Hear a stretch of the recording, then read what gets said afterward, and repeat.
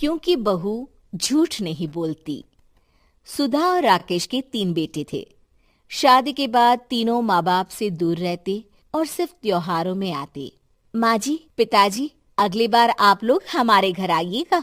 अरे नहीं बहू, सब यही आ जाते हैं तो घर खिला खिला लगता है। हाँ बहू, तू हमेशा बुलाती है तो जरूर आएंगे तेरे पास भी। हाँ हाँ, दीदी का घर बड़ा जो है, सब कुछ आपने शादी के बाद दीदी को ही तो दे दिया था। हमें भी दिया होता तो हम भी बड़ा घर लेते। क्यों सुनील? अरे नहीं नहीं, पापा ने सबको एक बराबर ही दिया है। छोटी बहू, क्या चाहिए तुम्हें, बोलो। वो आपके सोने की चेन वाली घड़ी है ना, वो अगर आप मुझे, तभी वहाँ मजली बहू भी आ जाती है। और मुझे ना आपका मंगलसूत्र कितना लंबा, सुंदर और भारी भी है। अरे हाँ हाँ, तुम दोनों को ही दूंगी बहू, चिंता ना करो। चलो अब खाना लगाओ, खाना खाया जाए।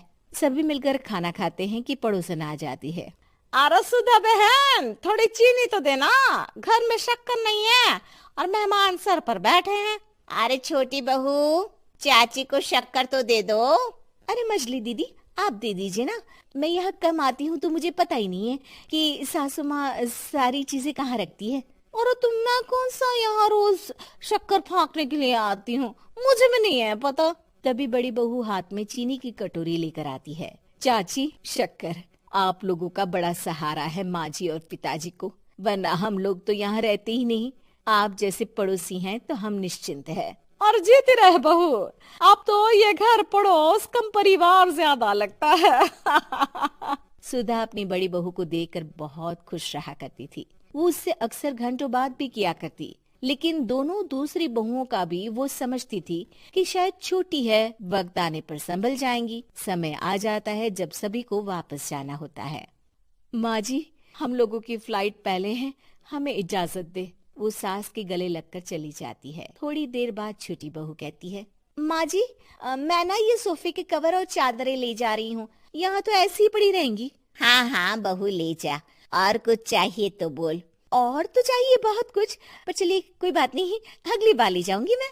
ऐसे ही मंजली बहू भी घर का बहुत सारा सामान ले जाती है। सभी के जाने के बाद सुधा राकेश से कहती है, घर कितना सूना लग रहा है ना। हाँ, और खाली भी। तुम्हारी दोनों बहुएं सब बटोर गई। अरे ठीक है ना, हम दोनों ही तो हैं, कितना सामान लगेगा, फिर उन लोगों की नई गृहस्थी, इतना मत सोचा करे। समय बीतता है। ऐसे ही हर साल त्योहारों में सुधा और राकेश के बच्चों की बहू आते और जाते वक्त ढेर सारा सामान पैक कर कर ले जाती। लेकिन कुछ ही सालों में सुधा का देहांत हो जाता है। पिताजी, आप यहाँ अकेले क्या करेंगे, हम लोगों के साथ चलिए। अरे नहीं नहीं बहू, इस घर में सुधा की यादें हैं, मैं उसे नहीं छोड़ सकता हूँ। अब तुम लोगों की माँ नहीं रही। देख लो, वैसे तो मैंने उसके जीते जी सब कुछ दे दिया है, लेकिन कुछ उसका पर्सनल कीमती सामान था जो ये है, ले लो। सामान में होती है एक घड़ी और एक मंगलसूत्र। माँ जी ने कहा था कि वो ये घड़ी मुझे देंगी। हाँ हाँ, पिताजी, माँ ने सबके सामने ये घड़ी सरिता को देने के लिए कहा था। उठा लो सरिता माँ की घड़ी। अब क्या था, छोटी बहू फट से घड़ी उठा लेती है। और पिताजी, ये मंगलसूत्र तो माँ ने मुझे ही देने को कहा था, याद है ना? वो सभी की ओर इशारा करती है। तू भी ले ले ये हार बेटा, कोई बात नहीं। मंजली फटाक से हार उठा लेती है। ससुर बड़ी बहू की तरफ देखते हैं। तुझे क्या दूं बेटा? पिताजी, माँ ने एक चीज मेरे लिए भी रखी है। सभी के कान खड़े हो जाते हैं कि आखिर सास ने क्या रखा होगा बड़ी के लिए। अरे माँ जी तो दीदी से प्यार भी ज्यादा ही करती थी, हमेशा उनसे बात किया करती। जरूर कोई बड़ी और अपनी प्रिय चीज दी होगी दीदी को। और देख लेते हैं ना, वरना तो हम भी बराबर का बंटवारा करेंगे। हाँ हाँ, कर लेना बंटवारा। लेकिन बड़ी बहू, बताओ तो, सुधा ने क्या रखा है तुम्हारे लिए? अभी तो हम लोग यही हैं पापा जी, जब जाने लगेंगे तो बता दूंगी। बड़ी बहू के मुंह से ये बात सुनकर बाकी 2 बहुएं सोचने लगती हैं कि आखिर क्या है जो दीदी को सासू माँ देकर गई हैं। दीदी, ऐसा तो नहीं ना कि पूरे घर का आधा हिस्सा माँ बड़ी भाभी को देकर गई हो? तभी वहाँ ससुर आ जाते हैं। नहीं नहीं, ऐसा कुछ नहीं है। मकान तो तुम तीनों का बराबर से है। देखो, बड़ी बहू से तुम्हारी सास ज्यादा जुड़ी थी। न जाने क्यों घंटों बात किया करती थी। पता नहीं क्या देकर गई है उसे।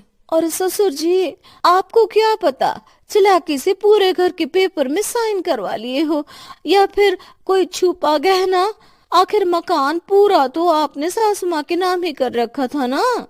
अब घर में ये सस्पेंस बन जाता है कि आखिर बड़ी बहू क्या लेकर जाएगी। फिर वो दिन भी आ जाता है जब बड़ी बहू के जाने का समय हो जाता है। बेटा, परसों तुम चली जाओगी, बताया नहीं माँ ने तुम्हें क्या दिया?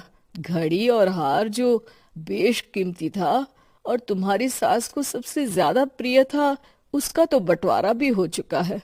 अब तुम्हारी बारी। हाँ पिताजी, आज मैं ये बात बताने ही वाली थी। माँ ने मुझे उससे भी बेशकीमती चीज दी है, और वो है आप। आपसे अधिक प्रिय उन्हें कुछ नहीं था। माँ चाहती थी कि आप मेरे साथ रहें। चलिए पिताजी। बेटा, मेरे पास तो कोई पेंशन भी नहीं है और ना ही कोई प्रॉपर्टी। लेकिन आपके पास संस्कार है पिताजी, जो मेरे बच्चे आपसे लेंगे, तो आपको ले जाने पर स्वार्थ ही है मेरा। चलिए ना पापा। सभी के सामने पिताजी बड़ी बहू और बेटे के साथ उनके घर चले जाते हैं।